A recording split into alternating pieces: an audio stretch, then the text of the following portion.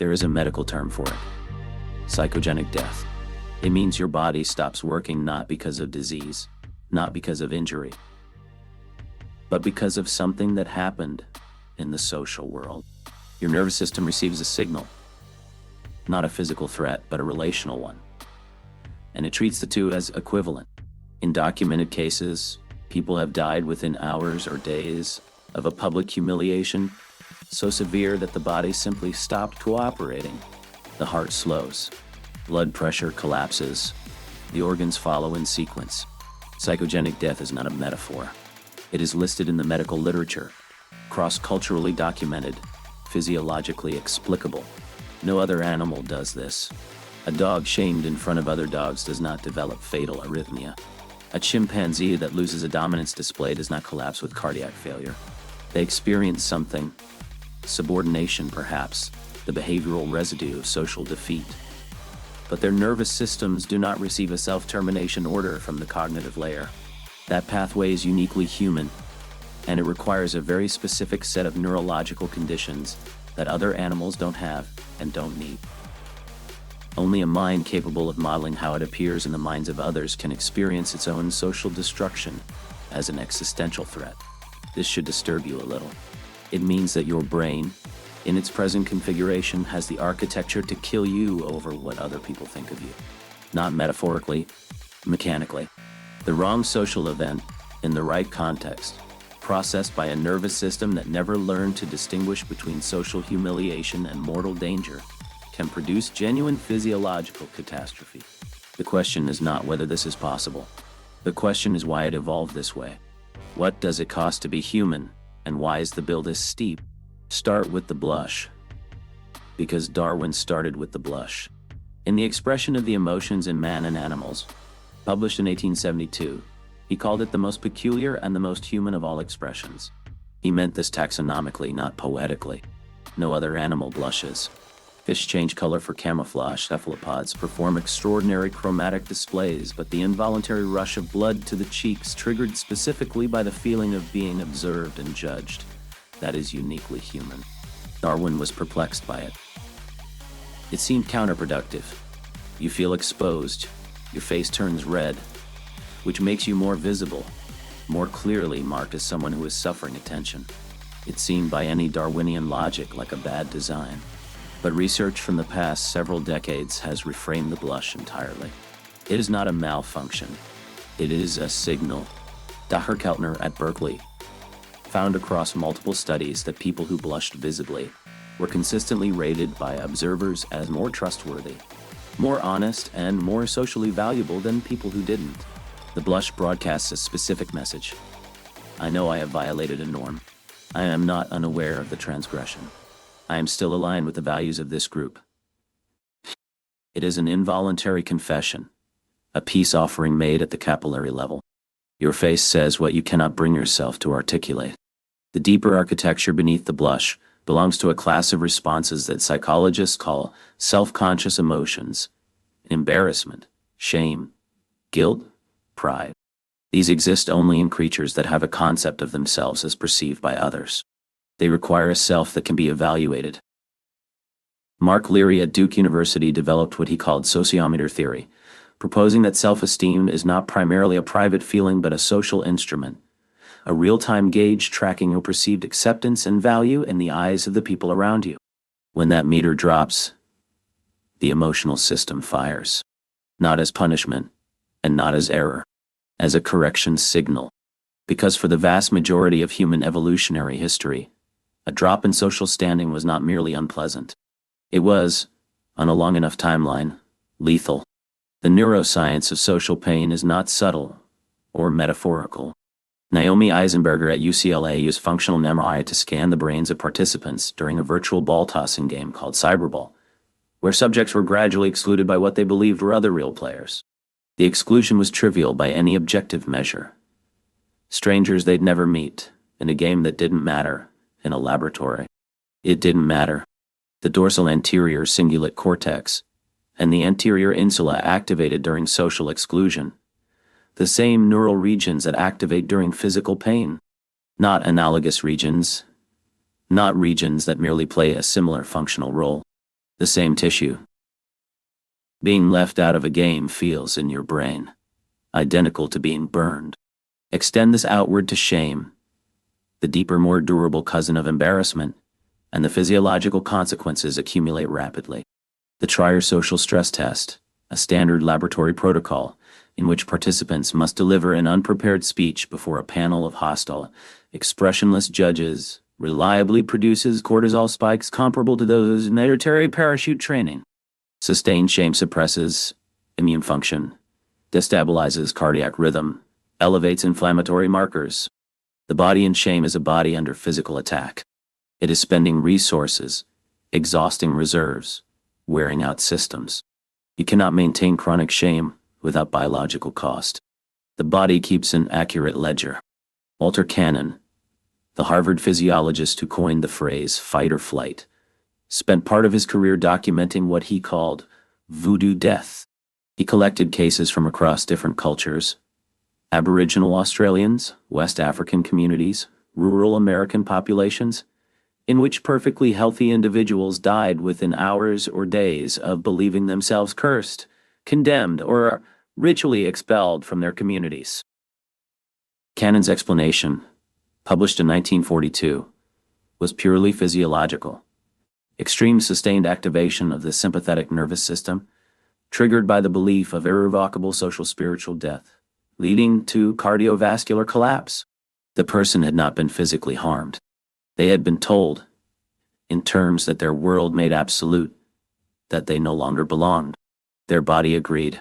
The cognitive structure that makes humans susceptible to this, and that no other animal shares, is what psychologists call the symbolic self. We don't merely have a self that exists in the present moment. We have a concept of self that we know exists in other people's minds, independently of our own experience. We carry a detailed mental model of how we appear, what is being said about us, what story other people are currently telling about who we are. The sociologist Charles Cooley named this the looking-glass self.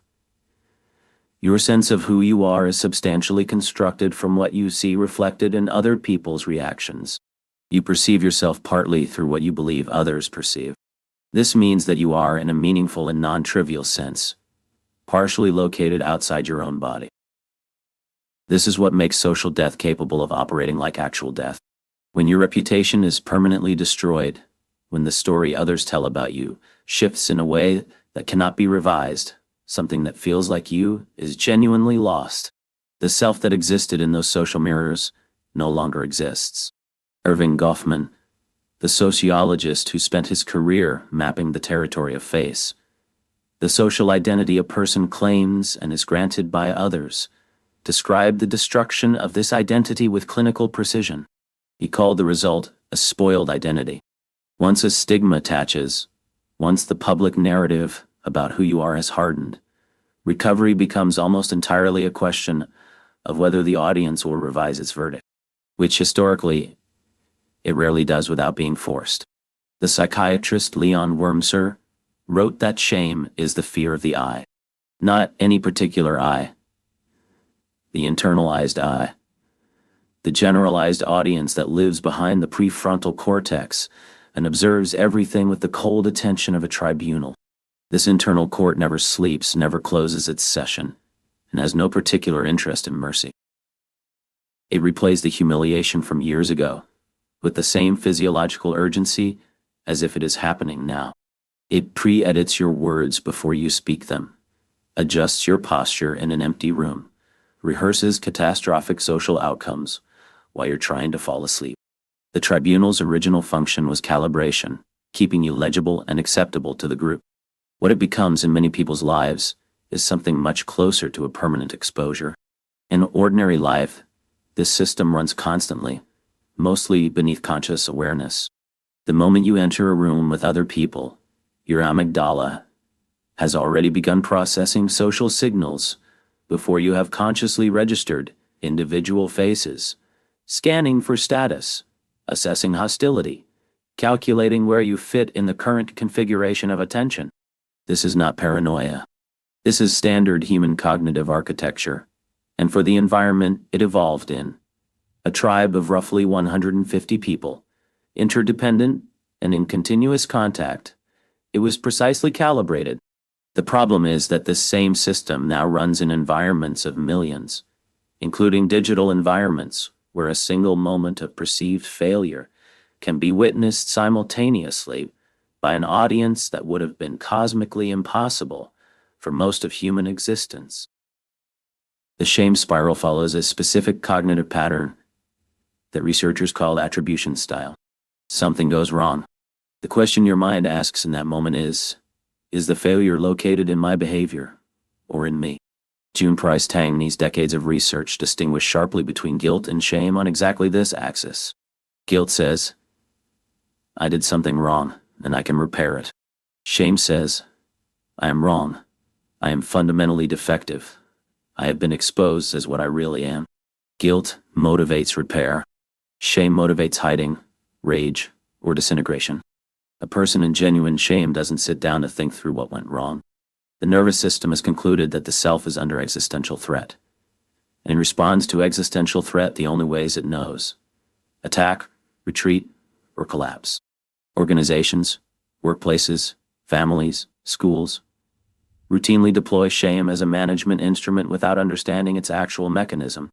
Public corrections, comparative performance rankings, humiliation before peers. These do not improve behavior. They activate survival circuitry. A person inside a shame response is not thinking about how to do better. They're thinking about how to survive being seen in their current condition. What Milgram's obedience experiments demonstrated, among many other things, was that people will take extraordinary actions to avoid the social discomfort of publicly defying authority. The pain of nonconformity, of being seen as wrong in front of an audience, is real enough to override ethical judgment. That is not a personality flaw. That is the system working exactly as designed.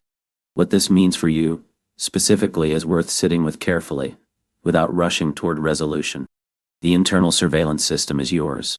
It was not installed by the people who made you feel ashamed, though they may have calibrated it in formative ways. It was built by evolution, refined by early social experience, and it operates on parameters that were set largely before you had any say in the matter. The voice that replays humiliations from years ago is not delivering an objective verdict. It is running an ancient threat detection algorithm that cannot reliably distinguish between a memory and a present danger, between your actual social standing and a worst-case construction it has assembled in advance. Kristen Neff's research on self-compassion is sometimes misread as an invitation to self-indulgence. But the mechanism she describes is precise and neurologically grounded. What interrupts the shame spiral is not self-congratulation or positive self-talk. It is the recognition of common humanity. Not you are fine, and nothing is wrong, but the experience of having a self that can be destroyed in the eyes of others is universal. Suffering this is part of the cost of being human. This recognition doesn't make the situation better. It restores the cognitive bandwidth to think. It deactivates the emergency state long enough for the rational system to come back online. Notice what your body does in the hours before any significant social evaluation. A presentation, a difficult conversation, a moment where you might visibly fail. The cortisol spike, the rehearsed responses, the careful management of how you will appear. These are not weaknesses or neurotic peculiarities. They are the signature of a functioning social nervous system. The only question worth asking is whether that system is calibrated to the actual stakes of your current situation, or whether it is still running threat assessments designed for a world where exclusion meant death in the cold. For most people, in most moments, it is running assessments designed for the latter while operating in conditions that are, by any comparative measure, far less dangerous. Here is where the problem becomes genuinely philosophical and genuinely irresolvable. We are the only animal with a sufficiently detailed concept of ourselves as objects in other people's minds. This is the same cognitive architecture that makes literature possible, that enables genuine empathy, that built civilization, that allows you to imagine the inner life of a person you've never met and feel something real about it. The capacity that produces all of this is the same capacity that, under the right conditions, can produce your physiological death from a social event. You cannot engineer one without the other. The gift and the damage are the same structure, expressed in different circumstances. Ernest Becker argued in The Denial of Death that human civilization is, at its foundation, a terror management system. That status, achievement, legacy, religion, and culture are all elaborate mechanisms for managing the unbearable fact of mortality. What he perhaps underweighted was the degree to which social death and physical death are, in the human nervous system, not merely analogous, but neurologically overlapping. When your identity is destroyed in the social world, something in the animal beneath the civilized surface responds as if the threat is terminal. Because in the original conditions of human existence, it was. The architecture doesn't know that times have changed. The next time you feel the particular cold flood of shame, the exposure, the contraction, the wish to retract from your own existence, know with some precision what is actually happening. Not a verdict, not evidence of fundamental deficiency. An ancient alarm system, tuned to a world that no longer exists in the same form, firing in a context it was never designed for. The system is working exactly as it was built to work. The question is only whether the thing in front of you is genuinely the kind of threat that requires every physiological resource you have, or whether you are standing in an empty field, fully intact, while something very old tells you that you are dying. You are the only animal that can die of embarrassment. You are also the only animal capable of recognizing that the mechanism attempting to kill you is a feature of your own cognitive architecture, operating on evolutionary logic and conditions it was never calibrated for. Whether that recognition changes anything, whether understanding a system is sufficient to free yourself from it, is a question that neither neuroscience nor philosophy has cleanly answered. What is clear is that the question itself, the capacity to hold it, is the same gift that makes you susceptible in the first place. The architecture is not separable. It is the whole package, priced accordingly.